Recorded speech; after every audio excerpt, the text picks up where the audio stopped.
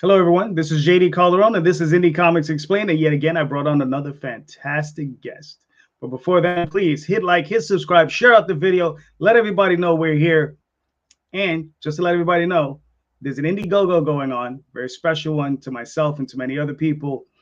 9 books, one low price, plus shipping. So go check it out. It's called The Long Shots. It's in the show notes, and it has the Oswald Chronicles, Hybrids, Only Death Can Save Us, Shield of the Interceptor, God's Hand, Revolt, Hero Bot Zero, The Wellkeeper, and Tall Tales by myself and Daphne Lage. So there you go. So thank you so much, folks. And without further ado, let's bring on our guest. Enough about me and more about him. If I can ever find him. There we go. Our guest. How you doing, Glenn? I'm all right, thanks. I was just about to leave. There was one big advert for you. I thought I'm in the wrong place. Exactly. I was just like, oh, let's do it quick. Well, thank you for having me on. Well, again. Oh no! Listen, thank you for coming on, and thank you for producing such great work. We've already done all the basic stuff, right? We've talked about writing and art and all that stuff that we do, all the basic stuff. So let's get into it, right? You have currently a campaign running on Indiegogo, looking really nice, about your experience with Kirby, of all people, Jack King Kirby. Yeah, right. I was lucky enough to go and see him twice. Got some footage of him, which is available with the book. Nice. This was released, not this version. This is the final cut. This has got additions to it, but it was first released in 2007 to mark the 100th, what would have been Jack's 100th birthday, and that was shown at my local cinema theatre to an invited guest list of about 40 people, professionals, or distributors. These people. Well, this is updated now. The original film. This has got additions to it. After the showing, we held a Q&A, and that was filmed, and that is on this and never been seen before. So that's on this as well. Plus, there's me yakking on for 20 minutes about how I got to meet Jack and all that kind of thing, and that comes with the book. Nice. And in the book, you get the transcripts from the film and the Q&A, but you get a more in-depth text of how I got there, the bits that aren't on the film and things, and weren't discussed at the Q&A and all that, and it's all in there, and it's a hardback, and that's on Indiegogo right now. Right, cool. Full of photographs of and notes. I've got all my notes that I took, all this kind of stuff, and it's full of photographs. You've probably seen a few of these photographs before, but with me with Jack. But yeah, it's one tier campaign. You get the book and you get the DVD. Nice. Because there's nothing I could really offer for an incentive. I couldn't be giving away Kirby artwork because I wouldn't do that if I had some, So right. And I didn't feel it was appropriate or maybe to offer my artwork because that's irrelevant to this, So we can do that some other time. But yeah, it lasts about an hour and 3/4, and hopefully I'll be able to get this out of my mind. You know what I mean? Because it's constantly there. So I wrote the book and I put it on Indiegogo. So check it out, please. All right, cool. So listen, let's get into a little about Jack Kirby. Like, what was your earliest recollection of the first? Like, what was the first book you ever encountered with Jack Kirby's work in it? Well, that's that. You can read about that in the book. But what it is, it's Strange Tales 136. It was it was Nick Fury. Jack Kirby only did the layouts, and John Severin did the artwork. And I was only 10. My brother brought it home. He had the money. My elder brother, one of my nearest elder brother, if that makes sense. 3 of us. He brought it home because we used to read. You might not have seen it. TV 21 and Eagle and things like that. Dan Dare was in it. Captain Scarlet, Thunderbirds, that kind of thing. You've seen those puppet shows. And they had a magazine called TV Century 21, and that was like a vehicle for Jerry Anderson stuff. So we used to read all that kind of thing. We used to read Dan Dare in Eagle and things like that. And we also used to read the British comics like Beano and Dandy, which were more cartoony styles, silly jokes and things. And he walked in, I don't know where he'd been out somewhere with his friends, and he'd come back and he'd said, look at this. And he showed me this Strange Trails 136, which I still have the actual copy. I still have it. Right. Nice. And I looked at it, and being in the art, even though I was drawing, I've always been drawing. I looked at and for the first time I saw the credits. Stan Lee was, I think, was one of the first people certainly to list the credits. Right. This intrigued me because it said layouts by Jack Kirby.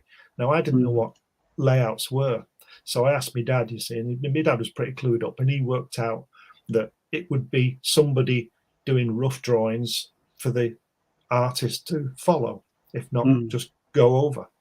And that turns out to be the case because he was clued in, my dad. And then we, on page 4, I think, of that comic, it was a house ad for Marvel, and on that page with things like, I think it's Fantastic Four, Thor, and the Avengers, I think, or maybe the X-Men, I'm not sure. And I saw these, and I asked my brother if these comics were in the paper shop, where we got the comics from, and he said they were. There were others there, and I sort of cajoled him and begged him to get the others as well. He had more money than me. He had a job. He had a job in the local ice cream factory making the ice cream, and I was only a kid, and he was like 15 or something. And so he brought all these comics home, and then I started getting paper round and things like that, and earning my own money, and just bought Marvel comics all the time. So nice. Kirby was all over them, as you know, doing Thor, Captain America. He was doing everything. So in those early days, like what was the book you were looking forward to the most? Like when obviously you had a small, area to choose from. Like which books were you enjoying the most back then of his? The Marvel comics. I enjoyed Fantastic Four, Captain America. I think was in Tales to Astonish, or was it Tales of Suspense? Tales of Suspense. I always get that mixed up. Is it Suspense? So one of those double comics, which was really intrigued me. 2 stories for price of 1, even though they were shorter. But I did like Nick Fury because I like watching The Man from U.N.C.L.E., and it was obviously a mixture of that and Bond. So that was always good. And he always, for a long time, did lots of layouts on that. John Severin, then Joe Sinnott did some work, and Don Heck, and then Jim Steranko came along and blew everybody out the water with his dynamic panels, But basically, you probably know this, but basically, probably the first 10 issues of S.H.I.E.L.D. were always laid out by Kirby. So he did most of the covers, and he was just everywhere, wasn't he? He's a fantastic creator. Fantastic force to reckon with, So now, this might be all covered in the book or whatever, but I still want to, of course, find out what she went through. So, what was the impetus? Obviously to meet your hero, but what was beyond that? What was the impetus to go visit Jack? Well, it is covered in the book, but I will tell the story because it's quite interesting. Because I was in my 30s by this time, and I sort of got back into comics. I left comics when I was 17. I went to art college, and then I got work in graphics and things like that. I sort of went sideways from comics. I did a lot of illustration for advertising and that kind of, and writing copy, that kind of thing, and storyboard layouts and that, but I wasn't doing actual strips. And then in the early 80s, when I was in my late 20s, I picked up some comics like 2000 AD with Judge Dredd in it and stuff like that, and saw that fantastic artwork by Brian Bolland and all those kind of people. And then I just started to see then I still had a pile of Marvel comics, so I pulled them out and I looked through them again, and by that time, sort of mid 80s, I was just wondering whether Jack Kirby was still alive, because I knew he'd be about in his 60s, or so I just wondered if he was alive. Anyway, I found out he was, and he was doing his Pacific comics with Captain Victory, that kind of thing. So I got those, and something stuck in my mind. I pulled out some Eternals, and I just checked it at the time. I'd read in the Eternals that he gave an address in a place called Thousand Oaks in California. And having found out that he was still alive, I just wondered whether he lived there. Anyway, so that went to the back of my mind. And a couple of years later, I'd forgotten all about it really. A couple of years later, it was announced he was going to come to a Comic-Con in London. This was about 86. So I thought, well, I've got to go to that. I've got to go and see him. shake his hand, just see him. Right. Anyway, he cancelled that. He didn't go. So I thought, well, that's it. Anyway, so roll on another 2 years, and I'm on holiday in Barbados. Nice. And I met an American couple, and I just remembered this Thousand Oaks place, and they were from Anaheim, near LA, and I just mentioned, I said, do you know a place called Thousand Oaks? And they said, yeah, it's an hour from us. So they asked me why I'd mentioned that, so I told them. Right, so you'll have done it yourself. You go on holiday, you meet people, you have a great time, you're going to be the best buddies forever, but you never see them again. Right. You must. Everybody's done that, right? Yeah. And what happened with this is with my former partner. What happened was that when we got there, met these Americans, they were there getting married, and we ended up being best man and matron of honor. Right, we'd only known them 2 days. Right, so that was great. So anyway, then they left. Their holiday was over. And we thought, well, that was great, but we won't see them again. So we come back a couple of weeks later, and there's a letter. And it's from these guys in Suzanne in California. And she's saying, we had a great time, and blah, blah, blah. And then she says, and tell Glenn, Jack Kirby says hello, and here's his phone number. So I thought, right, okay. Well, back in those days, nobody had cell phones or anything like that. There were no deals, and transatlantic calls were very, very expensive, right? Especially California and places, and Japan and everybody, Australia, cost lots of money. And I used to come home from work and look at this, read this letter with this number on it. And I just used to read it every night for about 3 weeks. And I kept saying, I wonder if this is Jack Kirby. I wonder if Suzanne's having a laugh. And I thought, I can't ring it because it's just so expensive. It cost me pounds. And my partner said, look, she got sick of this. She said, look, just ring it. And if it is, talk. And if it's not, just put the phone down. So I rang the number, and this lady answered the phone, and I told her who I was, and I said, are you the wife of Jack Kirby, the comic creator? And she said, yeah, I'll put him on. And he was there. He was there. It was like, oh, wow. And I spoke to him for about half an hour or an hour, and I told him I'd like to come out and see him if I could. I was coming to America the following year. Could I come and see him? And he said, yeah. And I think he thought I was about 12 because he said, who are you coming with? It's like I was a kid. Anyway, so we went out to California, and I went to see him, and that's what the book's all about. So, gosh, nice. I'm pretty sure even if you were in your 30s at the time, to him you were a kid. Yes, well, he was 71, so yeah, I was younger than his kids, some of them, so yeah, he probably thought that, yeah. Doesn't matter how old you are at that point. It's just like everybody's a kid. So, yeah, that's right. Yeah, especially when you look at policemen now. When I see the police now, they're all very young. Oh, right. Yeah. Even the president, maybe not Biden, but Obama is younger than me, and he's been president. Nice. Now, when you visited him, obviously, did he give you a tour of his studio? Oh, yeah, just a bit. We went through, and it was a massive room, and there's this little desk in the corner, and near the window, and I'm thinking, from that drawing board, just about everything he's ever done's come from that. And it was brown, but it was black in the middle. I was presume that's all the graphite that's been rubbed in over the years, Right. And he just, I can't describe how brilliant it was and how brilliant he was. But the best thing about it was that I took some of my work to show him, and my work's been on his desk. There's a photograph of him talking to me with my work on his desk. So that's my real claim to fame. So yeah, there was all artwork and everything that he took us through. There was like a hallway we went into the kitchen, we had lunch, then we went through to the studio, and there was the cover for Fantastic 400 was on the wall. Wow. And somebody had ripped it in half.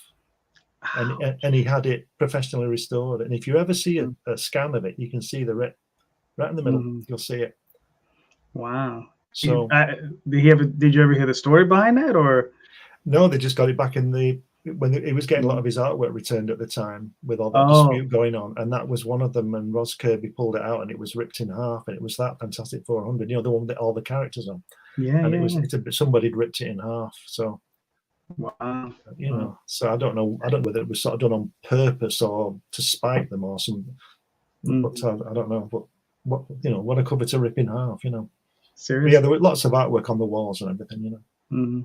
Now, when you were going through there, right? Was there a particular piece you saw that most impressed you? Yeah, there was stood out the most. There was just a minute. There's my work on his desk. Oh, nice. There was a fantastic drawing of Conan the Barbarian that because he never drew the comic, did he? But he's got this massive drawing of the Conan the Barbarian. It was really good, but it all just it just knocks you out the art. But when he's, you'll have done it yourself. But with Daphne's work, when you hold that original piece of artwork and you know that somebody's touched it, right? It's an incredible feeling to know that somebody, especially somebody has produced that. I think that's a wonderful thing. But as an artist, and Daphne will know this, she'll have been drawing all her life. You just get it's just what you do. Right. You're really trying to impress people around you, and they become really unimpressed because it's what you do. You know what I mean? See, I'm always impressed by people who are mechanics I can draw the engine, but I couldn't fix it. I've got no idea. All I know about cars is how to drive it and that they're expensive. That's all I know. I know where to put the petrol. That's it. I'm always impressed. I'm always impressed by that. And people are impressed by what I do. So it's great because everybody's really impressed with what we all do. Do you understand what I mean? So yeah. No, I got you. Now, because one of the things I'm most interested in when I'm seeing originals is comparing them to the printed work, right? Yeah. So you get to see it in its most raw form at that point, and I mean, when you were there with him and you were seeing his stuff, were you seeing pen and inks, or were you primarily seeing pencils? Like, what was like the bulk of what he had? I didn't. The only pencils I saw, and this was a fantastic thing, because I don't know whether have you seen Hunger Dogs, the graphic novel Hunger Dogs? It's like it's like the ending of the New Gods saga. Now the cover is an oil painting by Greg Theakston over Kirby, right? Okay. I think Greg Theakston's not with us anymore, but he was a good artist, Greg, and he painted the cover. And one of the things I meant to ask Jack, how was that achieved? Did Greg go over the original? Did he light box it? How did that process happen? And I forgot to ask him. But we went into the lounge, and there was the cover on an easel, the actual finished artwork that Greg Theakston had done. And I saw it, and I didn't ask him then either. And then we went into this other room with these envelopes, big envelopes piled up. And Jack and Ross said to me, "You can open some." And I couldn't believe they were letting me open this work and I was pulling out Kid Colt from 1961. And Jack hadn't seen it since he put it in the envelope to send it off or took it into the office, So I was holding this artwork, and there was Fantastic Four in there, and there was some Captain America. And then she said, these are from DC. We just got these from DC. So I opened them, and I pulled out the pencil work of the Hunger Dogs cover. Nice. And all the top part of the page is at blank because it's got all this lettering on the cover. Right. So that answered my question. So of all the envelopes that were there, it answered my question. And obviously Greg had lightboxed it or done some other. He hadn't touched the original, So that was in pencil. But mainly it was all finished work. But the stuff on his walls, he does a lot of painting as well. So a lot of painted stuff on the walls of different characters and things, That's incredible. Now, in what ways do you see that his work has influenced your own? Well, he said to me, "You see what I see," and I think it was the storytelling, because I showed him. I'll put them in the book. I showed him because I thought I didn't get the impression he was just saying that to fob me off. I really didn't. Right. Which is amazing. There's the work I took. I don't know whether you can see it or not. Can you see it? Oh yeah, I see it. Nice. And he just liked the storytelling of it, and he said that I drew like he did, or saw what he saw, Right. So, which was fantastic. I mean, that was worth going just for that, wasn't it? So, but I would say storytelling, because I don't draw like him. That's a story with Stan Lee, wasn't it, when he said draw like Kirby, and people were coming back with square fingers, weren't they, and things like that. And he didn't mean that. He meant the way. Well, that's why he was doing so many layouts, which got me in the first place, because he could tell a story in pictures. So I learned that from him, as well as watching films and other artists and stuff like that, and the way the story would be told. Which again, Daphne will know all about. Right. Yes. And she's good. Oh yeah, she's awesome. Now, you're also moving into. We'll use this as a segue to go into your own work, like because I know you wanted to talk about Hatch. So I mean, let's talk a little bit, like what was the creative process behind that? Like, how long have you been working on that project? On Hatch. Mm-hmm. Oh well, he's been around forever. I've only just I put the first one out. The first one out on Indiegogo a couple of years ago, but he's been around for a long time. It's just that I've been diverted to doing, what some people might refer to as real work, because I worked a lot in graphics. You see. I did the odd cartoon in there, but I did a lot of illustration, color illustrations and stuff like that. I wrote magazines and edited magazines and designed magazines and brochures and all that kind of area. So I didn't do a lot of drawing. So, but he's been around since 1988, because in fact I showed there's a photograph of, I showed it to Jack, and there's a photograph of him holding some of the artwork in the book. Right. But what I've done recently is, and it's mainly since the pandemic. This pandemic has brought me to you, because I wasn't doing any of this stuff before the pandemic, and I think a lot of people we've gone another route, because we're stuck in the house and all this kind of stuff, can't go anywhere. Yeah. So I got into this. I'm just looking around the internet, and I found you guys and Randy and all these people, But a couple of years ago, I decided to revisit Hatch and really do some work on it, and I put the first issue out on Amazon, still there. #1. I've just finished a 40-page second issue, and I'm working on some other pages for a third issue, and that's probably going to be out, I'm not sure, probably about, I would think about May, but it's all done. It's all in full color. This is the cover for the second one. Nice. Are you working that is that all pencils or watercolor? It's colored ink. Oh, okay. I work in pencil, then obviously ink it, and then color it in. I've got some. This is what I'm working on at the moment. Another story of him. Nice. But as I keep saying to people and driving them mad, and I don't care, I do real artwork. I do all the lettering on the board. Gotcha. I don't use a computer. Well, I do use a computer to scan it. But I like doing the lettering. I like lettering as well. It's tedious, but it's got to be done. And I think if you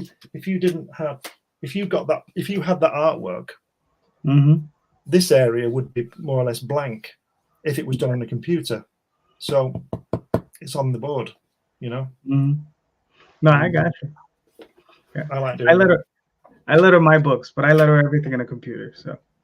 Oh, well, it's all right. I've done it, but I just like the. You see, I think my opinion is that when you get a piece of comic artwork, cartoon artwork, because it's not so precise, right? Because we're not Joe Sinnott, because he's pretty good.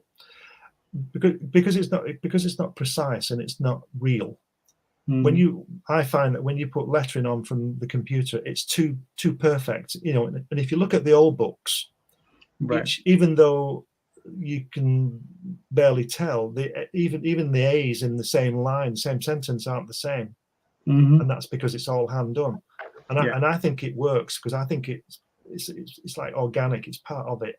And when you bring a computer in, when you're inking with the computer, it's too precise for me. And certainly when you color, I'm not saying people can't do it, but I've never seen a piece of artwork that I couldn't tell wasn't colored on a computer, because it's too precise. The blends are too precise.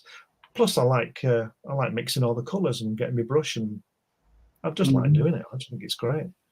And people say, well, they don't have time, and I think, well, computers have only been around for 30 years. What was everybody doing before that? Which reminds me of a teacher. When I was 15, I was leaving school, and I had 600 Marvel comics under my bed, and I went to see the, I don't know what you would call it. We went to see the careers officer. You had to decide what you were going to do, and I said to him, I want to draw comics, and he said, nobody draws comics, and I've got 600 under my bed. Right. He said, why don't you be a mechanic? And I was never going to be a mechanic, you know, because like I said, I could draw the engine for you, but I couldn't. I don't know what it does. I don't know which bit does what. So that's fine. You were like, what? Well, is it the Keebler elves? Are they drawing comics? Somebody has to be drawing them, right? That's right. Yeah, that's right. Well, I had all this thing about this guy called Jack Kirby, and I thought, well, he mustn't be real then. You know, this fella's an idiot, because he doesn't. All he knows is about mechanics and cooks and chefs and bus drivers. That's nothing wrong with those jobs, but that wasn't what I do. I don't want to drive a bus. I'm full of admiration of people who do, but I just want to get on it and sit on it. I don't want to drive it as a job, you know. Right. But if it had been left to him, I'd have been a mechanic. Yep. Sport Hacker says impressive, and he says to see the master at work. This is true. But Hatch has been around for 30 odd years, and it's time he landed on the world, because he lives on a little asteroid on his own, you see. But when I'm doing on Hatch is I've had to delay. I've not touched it for a year. I was working on that. Have you seen Blender? I know of it. I don't know. Right. Well, it's incredible. It's like, you know, like you see these Pixar films, these cartoon like Toy Story and things like that. Well, if you're good enough, you can do that, and the software is free. This guy in Norway, I think he's Norwegian or Scandinavian, certainly. He's developed this software, and apparently Pixar and people are going crazy, because they'd normally charge you $25,000 for this software, and he's put it out there free. So I'm trying to learn that so I can animate Hatch, because I've always seen him as an animated film or short or whatever. But like I said, I've been that busy this past year with this Kirby book and other things, I've had to delay it. So I've forgotten all about Blender. I've forgotten everything about it. I'll have to start again, unless I get somebody to do it. But I like to do it, you see. I want to. One of my ambitions was, I've worked a lot in the arts, but when I was 18, I wanted to be an animator, and it's probably the only thing I haven't done, you know, in graphics. I've done little short things, but nothing major. And my ambition was to be the artist who drew every cell of an animated film, which is about 2 million drawings. It's taken you 5,000 years. But with Blender, what Blender does, it does all your in-betweens for you. You create a character, and you can just animate it, and you put these bones in. They're called bones, and you put bones in, you send them to the back, and you can do all sorts. It can do anything. It's just like a person. It's absolutely incredible. So you don't need to do the actual drawings, but you have to sculpt everything. So it's just fantastic. I'm gonna do that. I'm gonna make a 15-minute film of Hatch. No, that'd be awesome. Hold on, George says hello, afternoon, gentlemen. What's up, George? Sportchick says good question. He said 3D animated films. Yeah. Yeah. That's why it's so expensive, because nobody does. Right, exactly. Is that our friend Nita there? Yes, that's Nita. Yes. How you doing, Nita? Nita. So yeah, I'm looking on that, because you can when you do your animated person, you know, you put clothes on it. You know, you stitch the clothes on it. It's absolutely incredible. He's standing there with his arms out, and you turn him round so you can see the back, and you know. And you put these bone things in the mouth where you can talk, all your lids blink, and it makes me want to go and do it right now. Actually, it's time to get back into it. Yeah. Do they call them skins? Because I could have sworn that's one of the things they were calling them, like skins. You put skins on them and stuff. I'm not sure, but I suppose you could do. Yeah. You certainly change colours and stuff like that. But yeah, it's great. You can do hair, and it's incredible. It's incredible. Right. I should be getting paid for advertising it, shouldn't I? But then again, it is free, so it doesn't really matter, does it? Right. You know, hold on, let me put this up real quick. This is for George. Wonder Duck. He sent me this awesome T-shirt. Oh, wow. His campaign come out, so you know. Brilliant. That's brilliant. Thank you, George. Awesome shirt. All right. I mean, yeah, that's fantastic. Hold on. Let me pull up the campaign, so at least we can take a quick look at it.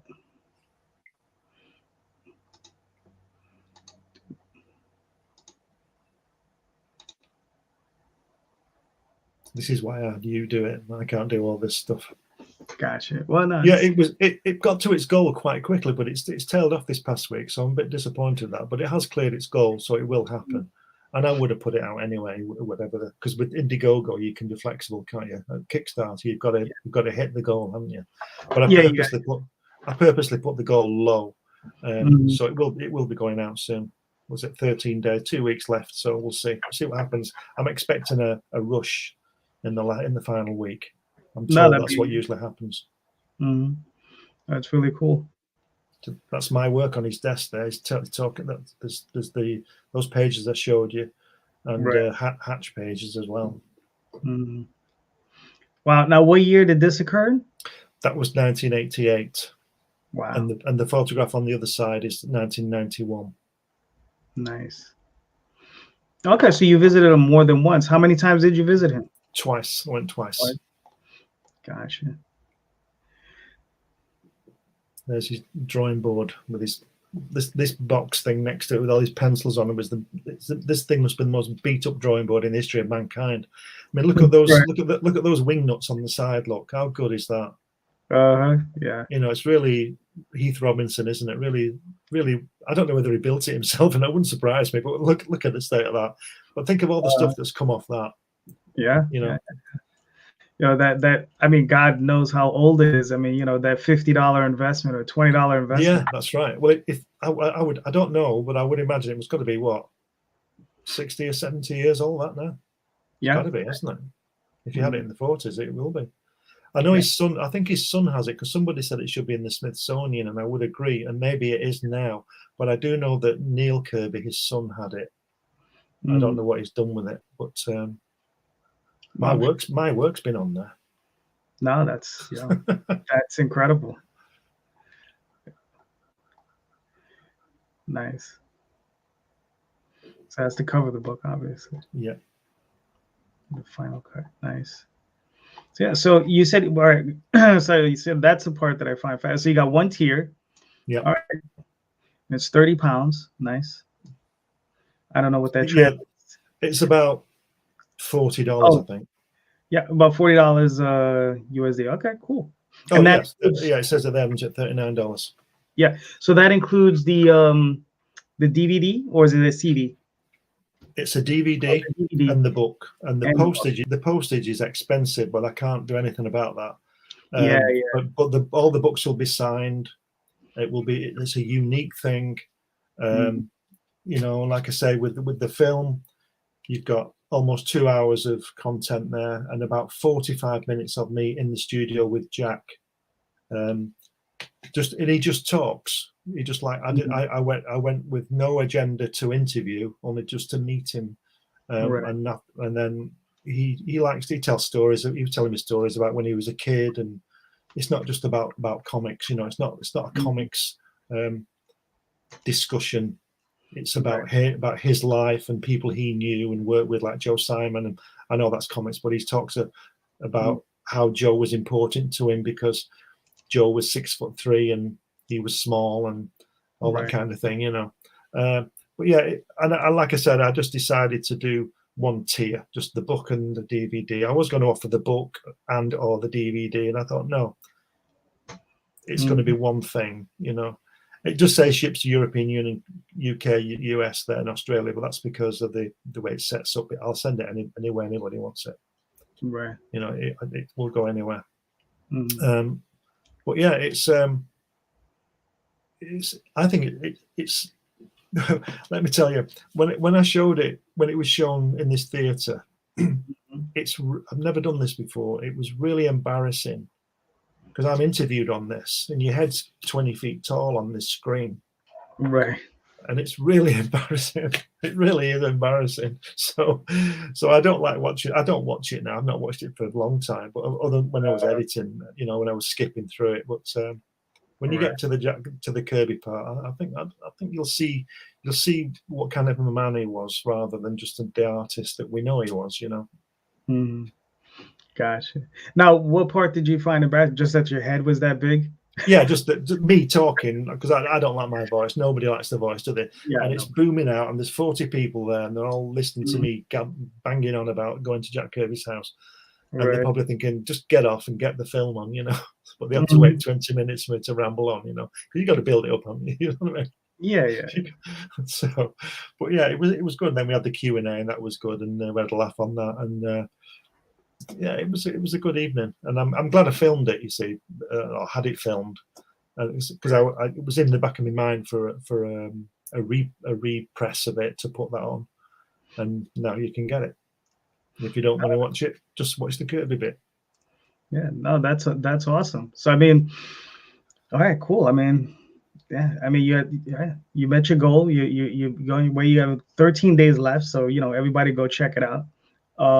Yeah, that's incredible. So I mean, yeah, I mean, oh wow, it's incredible, because I've kind of made it a point not to ever meet. Well, I don't know if I can't see, because I've been to a lot of comic book conventions, right? Mm-hmm. I've met a lot of people, but I can't say that I've ever met anyone who's really, like really influenced me. Like I've never met Frank Miller. Like Frank Miller is one of my big influences, and I don't know if I want to meet him. You know what I mean? Because you hear stories, right? Yeah. Sometimes it's like these things, just like Well, you hear stories about everything. I think you should make your own mind up. I've met quite a few of my heroes. I've met astronauts who walked on the moon, people like that, and I've met quite a few, and writers and things like that. I was due to fly out to see Philip Dick, who's one of my favorite science fiction writers.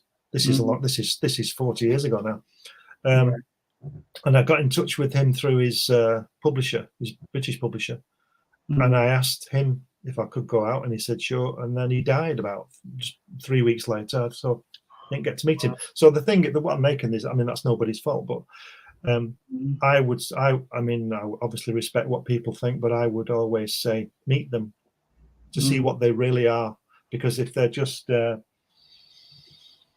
if you've heard that somebody's a bit difficult with things, then I think you should find out for yourself.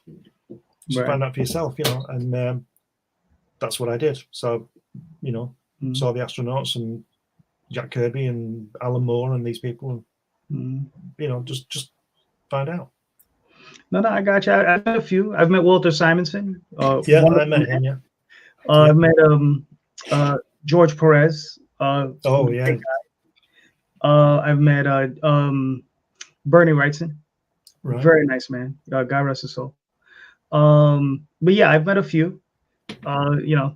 In extension, I've met John Byrne. Right. Right. Which I hear a lot of not so great things about him, but I'm going to tell you right now, like the one story I have about him is a very good one. It's about two guys. We went to go. We were in Pittsburgh, and we drove in from New York, and a couple of my friends who were with us, they were both artists. They went over to visit him, and one of them had just finished a comic that we had done together, and he gave it to Mr. Byrne. He said, "Here you go," and he flipped through the whole book, and he was like, "Wow, this is great." He says, "Thank you," and he says, "Sign it for me." So my friend signed it for him, and then Byrne said, "Hey guys, you got something for me to sign?" They were like, "Mr. Byrne, we're so sorry. We just drove in from New York. We didn't know you were going to be here." So he said, "No problem." He reaches underneath his table. He pulls out a case of books, and he pulls out 2 copies of books of the has in there, and it's his first issue on Fantastic Four. Oh. Right? So, but it's his regular run, not his, because he had done some before, but it's his extended run. Yeah. Right. So it's the one with Diablo with them upside down and the candles or whatever. And he signs the books and he hands it to them. I have never seen 2 grown men come floating back to the table like they floated back. Wow, that's fantastic. I thought you were going to say you wanted $50 for the signature, and all this kind of thing. No, not at all. I mean, because I hear sometimes I a lot of negative stories about John Byrne, and that's the story I always counter with. I said, listen, I says I can't speak to any of those, but I got this one. You know. Well, I had a great meeting with Walt Simonson. I went to a convention in Birmingham in England in 1984, and there were these guys who used to produce a fanzine, and they were interviewing him. Right. And he was there, and I just said, do you mind if I sort of join in? And nobody had an objection to that. But these guys were asking him things like, what's going to happen in the next issue of Thor, and what's going to happen with this? And he said, I can't tell you about that. And I spoke to him about artwork and Kirby and, you know, stuff. Anyway, he said, somebody came and said, the panel's ready. So he said he had to go. So he went off. And these two guys were going, wow, you know, we've spoken to Walt Simonson, but it's a shame he wouldn't tell us what was going to happen at the end of this series of Thor and blah, blah, blah. And then we split up. And they walked away. These two guys just walked away. And then about 2 minutes later, Walt Simonson appears. And he said to me, he said, oh, you're here, good. He said, the panel's been delayed. Can we continue our talk? So I said, yeah. So he came back to me. I mean, I'm hoping that it's because I gave him some intelligent conversation, not, oh, I think your artwork's great, and, you know, what's going to happen to Thor next week, and will he really stop being a frog, and all this kind of stuff, you know. So he did that. And then I met, I had a funny story about Will Eisner. He was on a panel at the same convention. He was on a panel with Dave Gibbons, you know, Watchmen.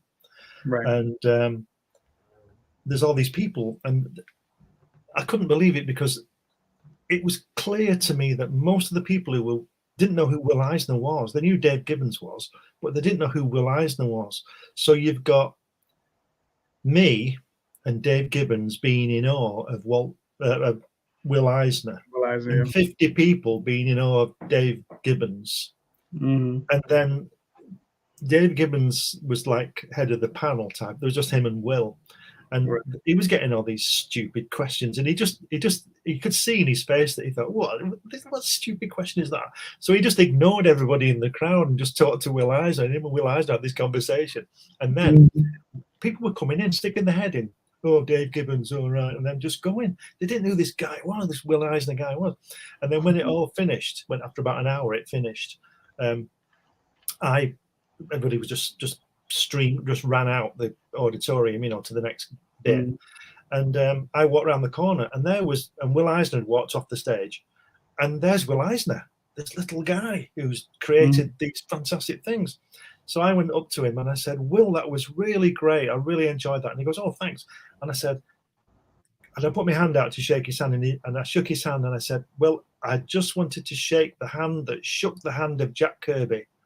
And he thought that was the funniest thing he'd ever heard. He just laughed about that, you know. It was great. And then he went, but he was just he was like Jack. He was just such an ordinary guy. And just for 2 minutes with him, I just got the impression what a really nice person he was. And he was just the guy who happened to be a genius of creativity, you know. But it's just a really nice bloke. I mean, Dave Gibbons is a nice bloke as well. I talked to him later, but Will Eisner, you know, and these people are going, who's that guy, that old guy with, you know. And I met him a couple of times. Daphne, he was one of her teachers in the college. So, wow. So I got to meet him in that. I sat in on a class, and we bumped into him again at San Diego Comic-Con. Oh wow! Yeah. He taught Daphne. Yeah. Oh. Yeah. She says you could ask her about it, but I'm pretty sure she said that she didn't appreciate him as much at the time, right? You know, as she does now, because she was like, the advice he was giving her, she didn't appreciate it, but now she understands exactly what he means. You know, it takes a little time for it to sometimes sink in, but that would be for a conversation for you to have with her. Yeah, wow, I like that. I mean, she interviewed Trina Robbins, didn't she, a year or so ago as well? That was fantastic. Absolutely brilliant. George says, nice. Thank you, brother. Spore Hacker says, nice. That's a good price. He's talking about your book, which it is. because you're getting a book and a DVD. So it's actually a very good price. Yeah. So I said, unlike modern day Hollywood, you get your money's worth. There you go. Yeah. Argo, what's up, Dan? He says, was JD at the con in New York City at the old church con, maybe, where Kirby showed up? I didn't get to meet him, as there was a circle of pros following him around. I recall Larson was one of them. That's funny. Well, and then Spore Hacker asks, how was Alan Moore? I met him, but I didn't really get chances to actually speak to him. He was, get this, he was standing in the corner of this room, this canteen, you know, everybody was getting your coffee, and he was standing in the corner with, get this, he's standing in the corner with Dave Gibbons, Barry Windsor Smith, wow, and Gil Kane. Wow. And they were there, and I thought, I'm gonna have to be really rude here, because they were talking amongst each other, and I thought, sod it, I'm gonna be rude, you know, I'm gonna butt in, you know, I wouldn't normally do that, but you know, so I went up to them and I said, and there was like a lull. As I got there, they sort of stopped the conversation. They stopped. There was a lull, so I said, "Excuse me, fellas, do you mind if I just have a quick word?" And they just looked at me. And I just said to Gil Kane, I said, Gil, could I just discuss something with you? And at that moment, somebody said, right, panel's on, and they all just walked off. None of them said a word. So I nearly got to speak to 4 of the greatest creators ever. But none of them said a word. They just all trooped off and went to this panel, and I didn't get the chance again. But I did meet with after the convention. It was over the weekend on the Saturday night, because I'd gone with a friend of mine who owns a comic shop in Birmingham, and he got us into the after party, and Wheezy Simonson was there, and you know, all these other people were there, and they were just all there. So I spoke to Louise Simonson for about an hour. I couldn't get to anybody else because they were sort of, you know, it's like they're sort of hemmed in by people, aren't they? People are like three deep, and you know, you can't get to them. But they were all there again. But Brian Bollum was there, and a lot of the British artists, creators were there from 2000 AD, you know.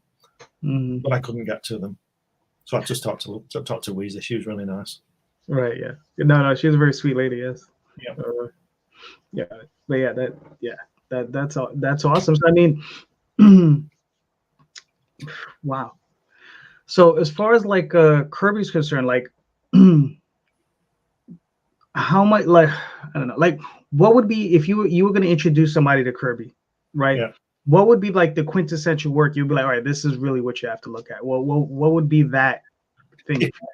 If I had to choose one story, it would be What Lurks in the Beehive. I think it's Fantastic Four 56, I think 57 maybe, where basically it's a character called Him, who they ruined by making him Warlock. I believe they wrecked it. I don't know why they did that. Eventually became Adam Warlock, yeah. Yeah, Adam Warlock. That's right. Well, you know, he was created by these scientists, and it's genius. It's Kirby. It's just genius. What happens is they get, you know, Alicia is blind. She can carve. Right. Well, these scientists had created this cocoon, right? And this cocoon was in this cave, and they would send people in, and they'd come out, and they were crazy. It turned them insane. So it was a brilliant idea. So what they did, they got Alicia, and they wanted her, because she's blind, to carve it so they could see what this thing looked like, right?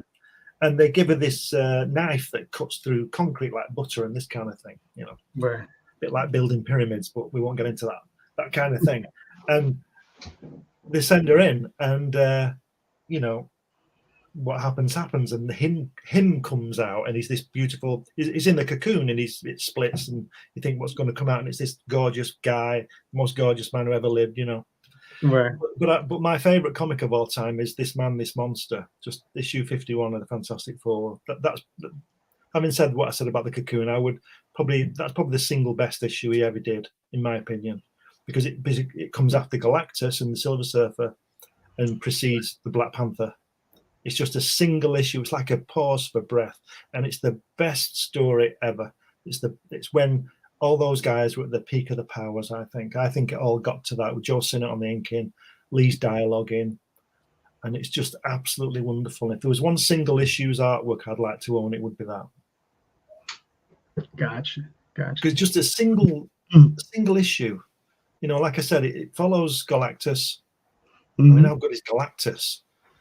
And then you get this breath, and the Black Panther appears. I mean, how good is that character, you know?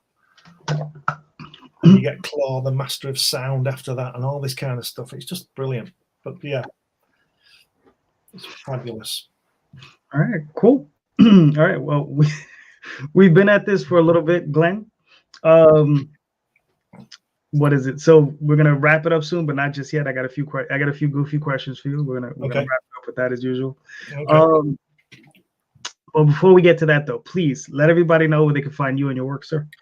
You can see all my books. I write different kinds of books. I write science fiction, adult humor, children's books, Kennedy assassination books, science fiction books, lots of books. You can get those all on Amazon. Just put my name in, Glenn B. Fleming, there, 2 N's and 1 M, and you'll see them all. I also produce a magazine called Comics Unlimited, which does what it says on the tin.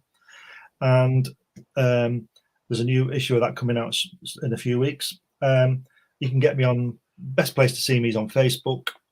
I don't go on Twitter a lot, not for any reason, that I just don't go on it. I'm on Instagram, but Facebook, if anybody wants to contact me, they can PM me on that about anything they like. That's about it, really. Yeah, and I think I've got a YouTube channel as well. Yeah, I do. Yeah, there's some things on there. I got that. I don't get into this technology. I'm too busy drawing. So yeah, there's some stuff on YouTube. You can see me drawing some books, some illustrations on books for that. So if you want to watch me drawing for 20 minutes, you can see it, coloring and stuff like that.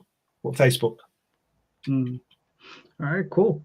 Now, I'm going to ask you a variation on the theme as far as this question is concerned. Normally, I ask it as like, who would you want to get to do a cover for you or something, your favorite artist or whatever. So instead of that one, and we'll exclude Kirby, okay, because that's too obvious, right?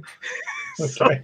So we'll exclude Kirby from this question. So if you could collaborate with another artist or creator, it doesn't matter, writer, artist, whatever, combination. If you could collaborate, it doesn't matter, living or dead, who would that creator be? Who would you want to collaborate with if you got the chance outside of Kirby?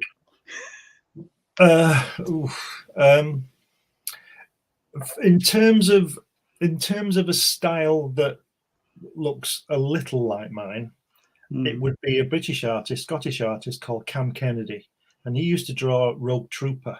I don't know whether you've seen his work. Oh, I know Cam Kennedy. Yeah. Right, absolutely brilliant.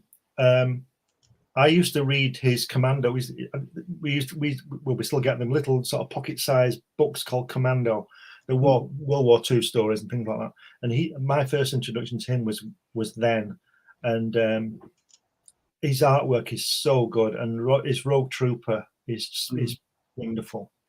I think he draw. Was it with Doug Mensch? He drew the Light and Darkness War. Or it might have been Marvels. When I was at Doug Mensch, I can't remember.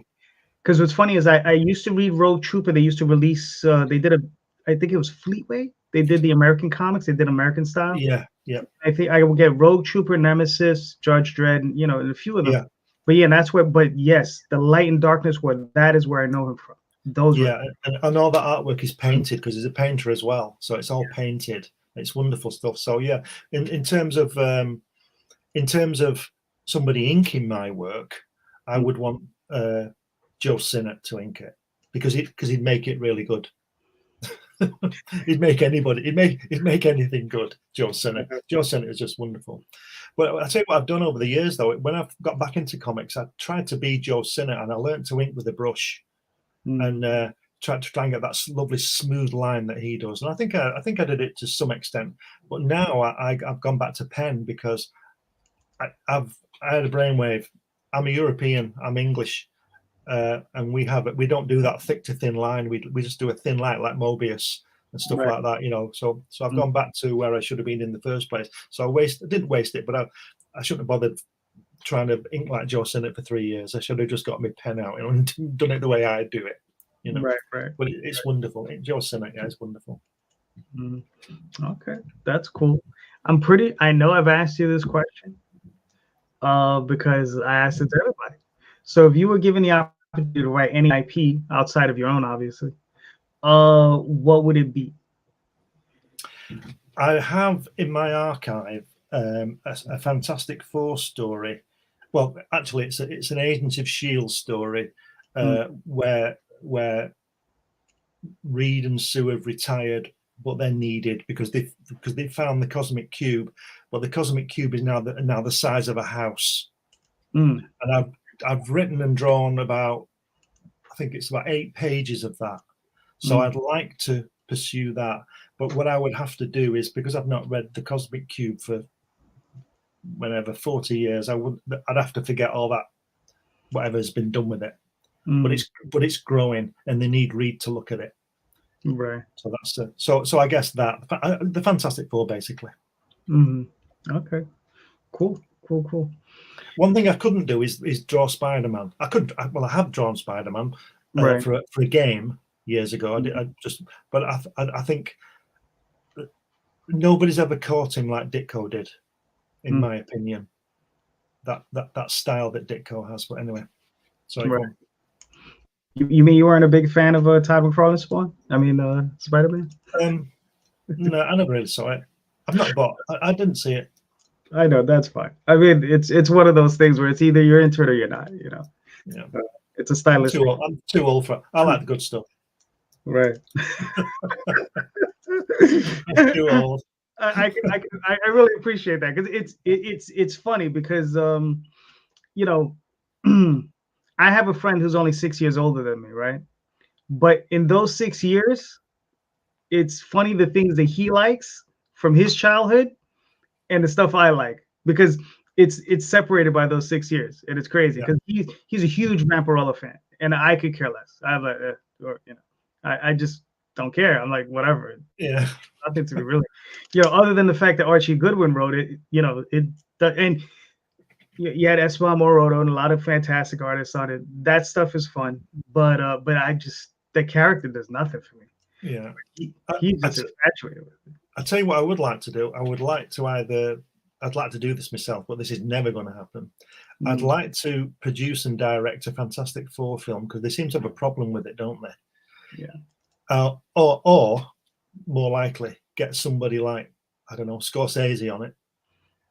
But it would occur in the 60s, so they'd all be wearing skinny ties and hats. It would be, because I've not seen the remake of The Man from U.N.C.L.E., but I'm guessing it wasn't placed in the 60s. They upgrade it, don't they? Like Nick Fury fought in Desert Shield, didn't he? Well, to me, Nick Fury fought in the Second World War. That kind. I don't like that kind of thing. If you can't suspect, because you can teach people history as well at the same time. But what I would want to do if I produced and directed a Fantastic Four film, I would I'd storyboard it. I'd get a lot of Jack Kirby's work in there, and I would go with those stories. I wouldn't change them, change characters and all this kind of thing.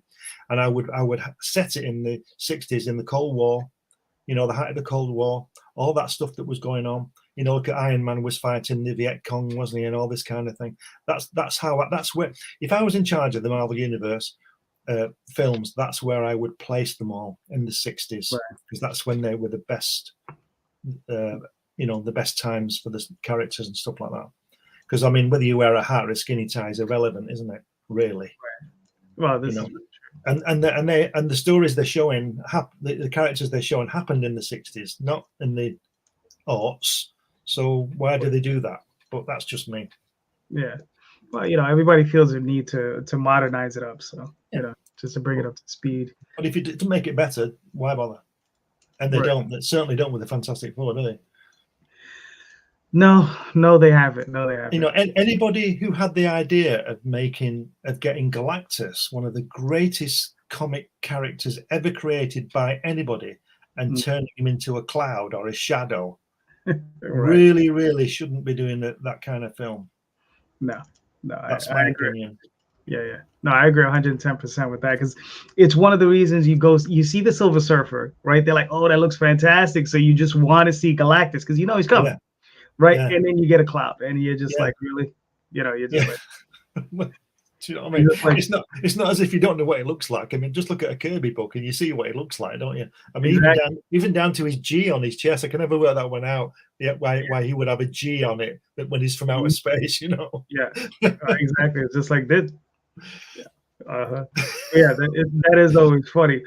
And then, what you know, one of the things that's always striking to me is just like how they're afraid to use the Jack Kirby, you know, designs. Yeah. Right. Like you see the Eternals came out and they barely used any of his design work. And it's just like, listen, I wonder if that crazy. I wonder if that was a copyright thing. I wonder if that was with the agreement thing. I don't know, but well, they changed Thor's costume, didn't they? Changed Cap's costume.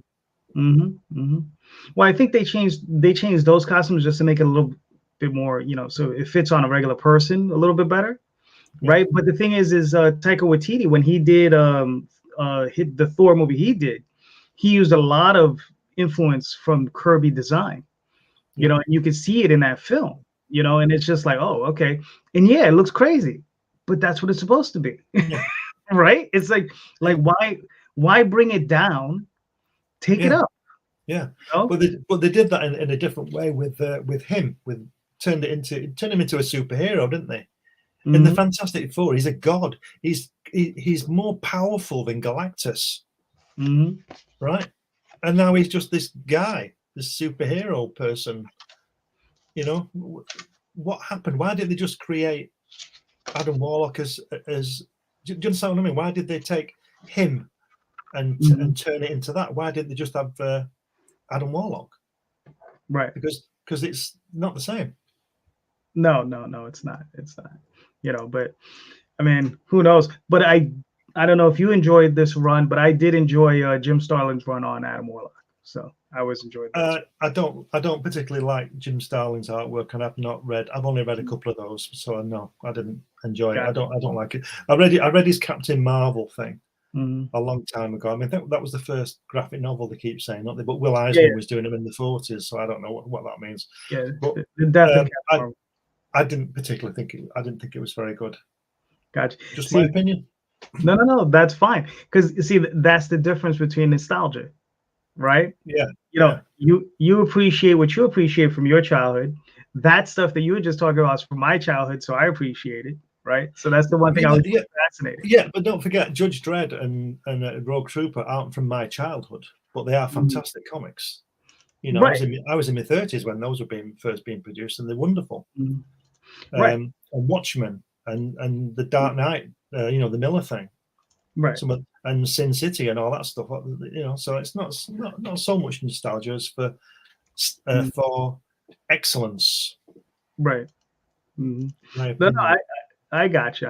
Yeah, like I said, it's just funny to see how different generations view different things. Yeah, you know, it's always fascinated me. Like I said, I sit somewhere, you know, few years, you know, after you know, and then you're a few years before me, and it always affects us, you know. It's just shall I tell you where the proof is that those comics were better than today's comics? I can tell you where the proof is. Shall I tell you? Go ahead, go for it. Because the people today lean on the past but try to change it. They should embrace it and try and make it move forward instead of trying to change it. And you know, if people try and change people because they want some influence over them, and there's your proof. Oh yeah. Well, I think for myself, this is why I stick to indie comics, right? Yeah. You know, your own creative vision, your own creative voice, because I think if anything, that's where you see the better work from those same creators. Yeah. You know, like Jonathan Hickman. I enjoyed what he did on the Avengers. It says, but I enjoy his work on East of West way more. You understand? So his own creative work, I prefer more. Same thing with Ed Brubaker. Ed Brubaker did an incredible run on Captain America, but I prefer reading his crime drama work that he does over at Image way more. Yeah. So you know, it just depends. But yeah, but there have been some excellent work over the last few years by a number of great creators. You know, this is one of those things. You know. Yeah, I think that. You mentioned indie comics. I think indie comics are going to be ruling the roost pretty soon. I think Marvel and DC are fast fast fading. I really do. Their dominance has been over for a while, and I think that this new indie stuff coming through, because not all of it, I mean, obviously, but there's some great stuff in there. There's some really good stuff, and I think it's going to pop and burst all over the world. I really do. That's and that excites me. As being a old git who likes old comics, this new stuff is really exciting. A lot of it. Yeah. No, and like I said, hopefully we'll be there for the ride, and it'll come along, and we hopefully as well. Exactly. Well, some of us will be.